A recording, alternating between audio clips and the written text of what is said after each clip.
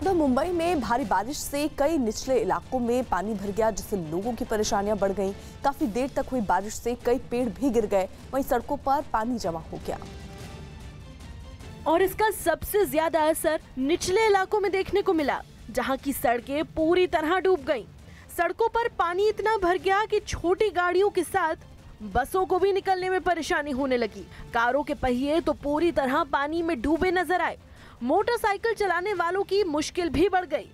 मुंबई के साकीनाका इलाके का भी भारी बारिश के बाद यही हाल रहा। सड़कों पर भारी जल जमाव हो गया।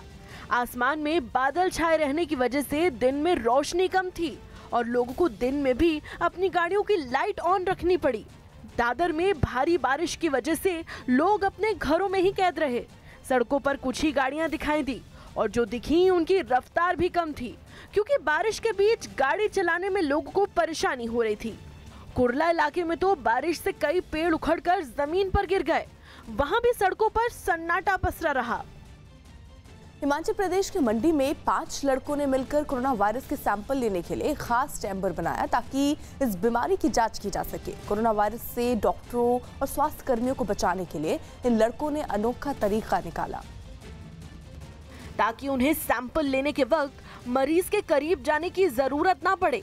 इस चेंबर में एक दीवार पर 2 छेद बनाए गए, जिनसे दस्ताने निकले हुए दिखाई दिए। इस चेंबर में रहकर मरीज का सैंपल कैसे लिया जाता है, ये दिखाने के लिए एक लड़का चेंबर के अंदर दाखिल हुआ और उसने अपने हाथ दस्तानों में डाले और फिर कैबिन के बाहर खड़े अपने साथी की जांच की। साथ ही इस चेंबर में मरीजों के हाथ को सैनिटाइज करने का भी इंतजाम किया गया। ये डॉक्टर्स को सुविधा प्रोवाइड करेगा ताकि वो पेशेंट्स का सैंपल इजीली और सेफली ले सकें। बताया गया कि चेंबर बनाने में ज्यादातर पुरानी चीजों का ही इस्तेमाल किया गया है और इसे बनाने में सिर्फ 25,000 रुपए का ही खर्च आया। तुर्की की राजधानी इस्तांबुल में 2 महीने बाद मशहूर ग्रैंड बाजार खोल दिया गया।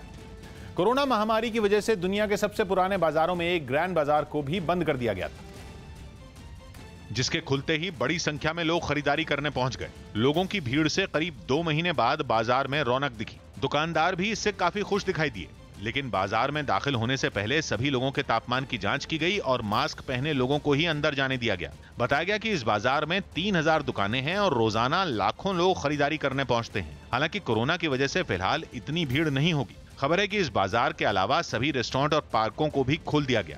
साथ ही लोगों के यात्रा करने पर लगी रोक को भी हटा लिया गया।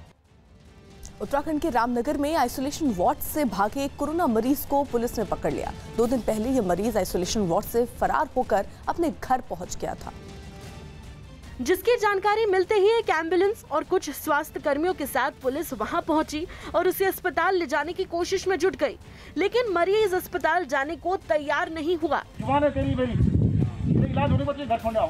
काफी देर की कोशिश के बाद भी जब मरीज गाड़ी में बैठने को राजी नहीं हुआ, तो पीपीई किट पहने 2 स्वास्थ्य कर्मियों ने पीछे से उसे दबोच लिया और एम्बुलेंस में बिठाने के बाद उसका दरवाजा बंद कर दिया। पुलिस द्वारा जाकर इसको